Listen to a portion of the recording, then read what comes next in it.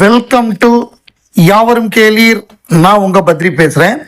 பிப்ரவரி 22 தயாரிப்பாளர் சங்க தேர்தல், அதாவது தமிழ் பிலிம் ப்ரொடியூசர்ஸ் கவுன்சில், டிஎஃப்பிசி அப்படின்னு சொல்லுவாங்க, தமிழ் திரைப்பட தயாரிப்பாளர் சங்கம். இந்த சங்கத்துக்கான தேர்தல் பிப்ரவரி 22 நடக்க போகுது. இதை ஒட்டி எப்பொழுதுமே உலகநாயகன் கமலஹாசன் அவர்கள் யாரை முடிவு பண்றாரோ அவங்க தான் ஜெயிப்பாங்க. அவர் நடிகர் சங்கத்திலையும் தயாரிப்பாளர் சங்கத்திலையும் 2 சங்கத்திலையுமே விஷாலை ஜெயிக்க வச்சாரு. பட் அதுக்கப்புறம் விஷாலுடைய நடவடிக்கை சரியில்லாம போச்சு. அது ரெண்டுமே முடங்கினுச்சுங்கிறது வேற விஷயம். பட் இந்த முறை தயாரிப்பாளர் சங்க தேர்தல் அப்படின்ன உடனே 2 அணியா போட்டி போடுறாங்க. ஒரு அணி லைக்கா தமிழ்குமரன், அதாவது நம்ம பாமக நம்ம இவர் இருக்கார்ல, பாமக உடைய தலைவராக இருந்தார்ல கோக்கா மணியுடைய பையன் தான் தமிழ்குமரன். ஸோ அவர் லைக்காவுடைய முக்கிய பொறுப்புல இருக்காரு. அவருடைய தலைமையில ஒரு அணி, மிக முக்கியமா அந்த அணியில கமீலா நாசர் இருக்காங்க, சித்ரா லட்சுமணன் இருக்காங்க. கமீலா நாசர் கமலஹாசனுக்கு ரொம்ப க்ளோஸ். கமீலா நாசர்லாம் ஃபேமிலி மாதிரி. அவங்க கட்சியை விட்டு வெளியில போனா கூட பட் அவங்க எப்பொழுதுமே உலகநாயகன் கமலஹாசன் சார்ந்த செய்திகள், அவர் பர்த்டே எதா இருந்தாலும் அவர் அடிக்கடி மீட் பண்றது, அதெல்லாம் தொடர்ந்து பண்றாங்க. நாசரும் அந்த நட்பு தொடருது, நட்பு அன்பு கட்சியில இல்லையே தவிர அவங்கெல்லாம் நற்பணி இயக்கமா இருந்த காலத்திலேருந்தே உறுதுணையா இருந்தவங்க கமீலா நாசர்லாம். ஸோ அது எப்பொழுதுமே அந்த இது மாறாது. எப்பொழுதுமே அந்த அன்பும் நட்பும் தொடர்ந்து இருக்கும். ஸோ அவங்க இப்போ சித்ரா லட்சுமணன் இவங்க எல்லாமே மீட் பண்ணாங்க சார் ஆஃபீஸில். நேத்திக்கு எல்லாரையுமே சந்திச்சு அவங்க ஆதரவு தர்றேன் அப்படிங்கிற மாதிரி சொல்லியிருக்காரு. அதாவது 2 தரப்புமே பார்ப்பாங்க. ஒரு ஓட்டு கேட்கறதுங்கிறது 2 தரப்புமே பார்ப்பாங்க. ஸோ அது அதன்படி தான் வந்தாங்க, எல்லாரையும் சந்திச்சாரு. அப்புறம் இன்னொரு டீம் யார் அப்படின்னா ராமநாராயணன் அணி. இந்த ராமநாராயணன் அணி அப்படிங்கிறது முரளி ராமசாமி, ஏற்கனவே அவர் தான் தலைவராக இருக்காரு. அவர் தான் அந்த மெர்சல் படத்தை எடுத்தார்ல, முரளி ராமசாமி, அவர் தான் மெர்சல் படத்தை எடுத்து அவருக்கு பெரிய நஷ்டமானது. அந்த படம் ஹிட்டு அப்படின்னு சொன்னா கூட செலவு எக்கச்சக்கமா இழுத்து விட்டாராம் அட்லி. அது பெரிய நஷ்டமாகி திருப்பி இன்னொரு படம் நம்ம இவர் பண்ணணும்னு கேட்டுக்கிட்டு இருந்தாரு, விஜய் பண்ணி கொடுக்கணும்னு கேட்டார் காம்பன்சேஷனுக்கு. அவர் பண்ணல. அப்புறம் தனுஷை வச்சு படம் எடுக்கணும்னு பார்த்தாரு, அவருக்கு அட்வான்ஸ்லாம் கொடுத்தாரு, அவர் நடிக்காம வேற எங்கேயோ போயிட்டாரு. அப்ப 20 கோடி ரூபாய் நஷ்ட ஈடு கேட்கிறாரு. ஸோ அதெல்லாம் ஒரு பக்கம் போயிட்டு இருக்கு. அப்படி இருக்கும்பொழுது இந்த தேர்தலில் யார் வெற்றி பெறுவா, லைக்கா டீமா இதுவா அப்படிங்கிறது நமக்கு பிப்ரவரி 22, 23 தேர்தல் நடந்து முடிஞ்சு தீர்ப்பு வரும்போது தெரியும். நிச்சயமாக இந்த முறை லைக்கா டீம் ஜெயிக்கிறதுக்கான வாய்ப்பு இருக்கு. ஏன்னா போன முறை நிறைய சொதப்பிட்டாங்க. இந்த படம்லாம் வாரத்துக்கு 4 படம் அப்படின்லாம் முறைப்படுத்தலை. இன்னும் நிறைய தயாரிப்பாளர் பிரச்சனைலாம் இவங்க போன தடவை தீக்கல. இப்போ தமிழ்குமரன் தீக்கிறாரான்னு பார்ப்போம். சேயோன், இந்த சேயோன் படத்துடைய முன்னோட்டம் நேற்றுக்கு அந்த ஃபர்ஸ்ட் ப்ரொமோ ரிலீஸ் ஆன உடனே மிகப்பெரிய ஒரு வரவேற்பு அதுக்கு கிடைச்சிருக்கு. ஏகப்பட்ட வியூஸ், அதை தவிர்த்து ஏராளமான பாராட்டு.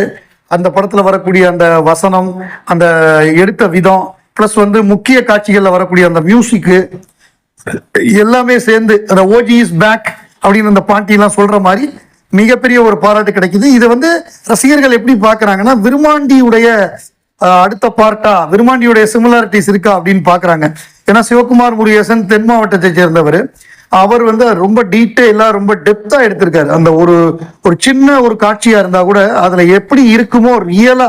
அதுவும் அந்த போலீஸ்காரர் சாமிக்கு மாலை போட்டு அந்த கையில அந்த இது கட்டி வேட்டி காப்பு கட்டி அந்த காவி வேட்டியோட வர்றது, காக்கி சட்டை காவி வேட்டிங்கிறதெல்லாம் பயங்கரமான டீட்டெயில். ஸோ அந்த அளவு டெப்தா பண்ணியிருக்காரு. விருமாண்டி வாட்ச் கட்டியிருக்காரு இவர், சிவகார்த்திகேயன் விருமாண்டி வாட்ச் கட்டியிருக்காரு. விருமாண்டி திருவிழா தான் நடக்குது.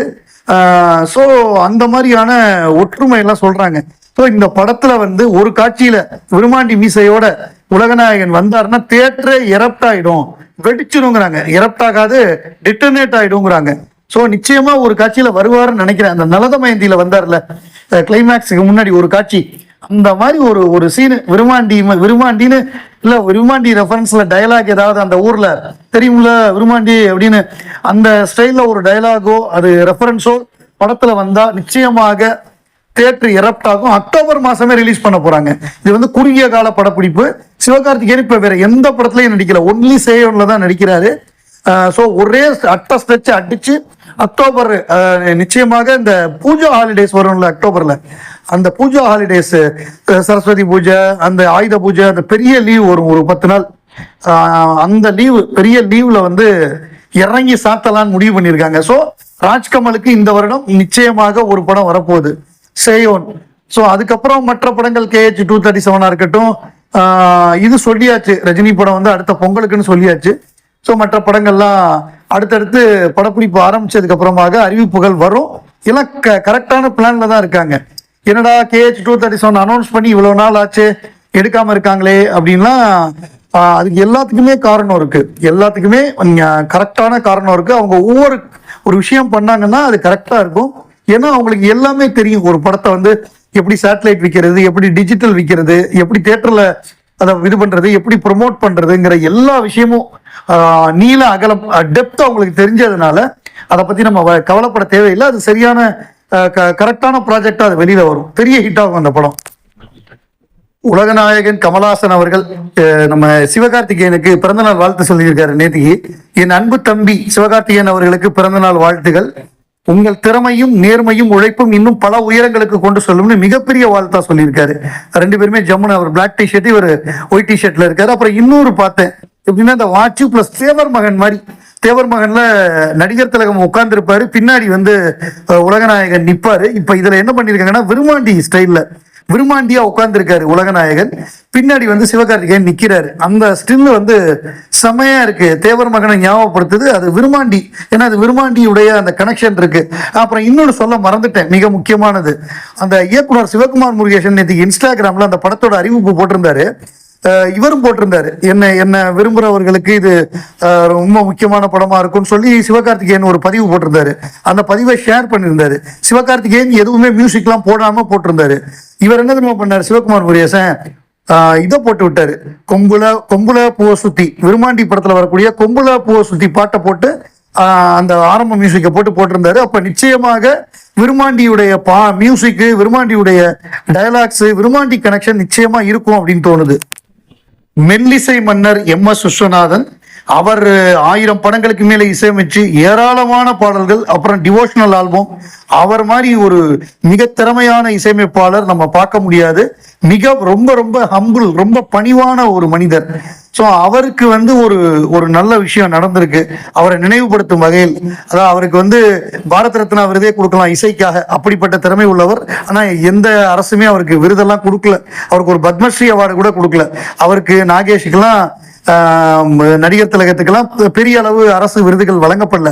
பின்னாடி கொடுத்தா கூட அவங்க ஷைன் பண்ண காலத்துல கொடுக்கல. சோ இப்போ ஒரு நல்ல விஷயம் நடந்திருக்கு. தமிழக அரசு ஒரு சிறப்பான ஒரு விஷயத்த பண்ணிருக்கு. மெல்லிசை மன்னர் MS விஸ்வநாதன் அவங்க ஃபேமிலி, அவருடைய தீவிரமான ரசிகர்கள், இசை ரசிகர்கள் எல்லாருக்குமே ஒரு சந்தோஷமா என்னன்னா, MS விஸ்வநாதன் சாலை, இதுக்கு முன்னாடி டிமாண்டி ஸ்ட்ரீட் அப்படின்னு இருந்தது. அந்த டிமாண்டி ஸ்ட்ரீட்டை வந்து MS விஸ்வநாதன் சாலைன்னு மாத்திருக்காங்க. நம்முடைய தமிழக முதல்வர் மாண்புமிகு திரு MK ஸ்டாலின் அவர்கள் இதை வந்து வெர்ச்சுவலா திறந்து வைக்கிறாரு. அவர் தன்னுடைய ஆபீஸ்ல இருந்து இன்னைக்கு காலையில 9 மணிக்கு திறந்து வைக்கிறாரு. ஸ்ரீ விஸ்வகீர்த்தி 87 சாந்தோம் ஹை ரோடு அங்கிருந்து துவக்கி வைக்கிறாரு. ஸோ இது வந்து இசை ரசிகர்களுக்கும் MSV ரசிகர்களுக்கும் மிகுந்த ஒரு மகிழ்ச்சி ஏற்படுத்தும். அந்த கலைஞனுக்கு வந்து எவ்வளவோ விருதுகள் கிடைச்சிருக்கணும், பட் அட்லீஸ்ட் ஒரு ரோடு பேராது வருதே அப்படிங்கிறது தான். இதே கமல் 50 நடந்த பொழுது எல்டாம்ஸ் ரோட வந்து பத்மஸ்ரீ கமலஹாசன் ரோடுன்னு மாத்தணும்னு கேட்டுக்கிட்டாங்க, நடிகர் சங்கமே கேட்டாங்க. அப்ப கலைஞர் அதை பண்ணல. இந்த கவர்மெண்டாவது அதை பண்ணணுங்கிறது நம்முடைய வேண்டுகோள்.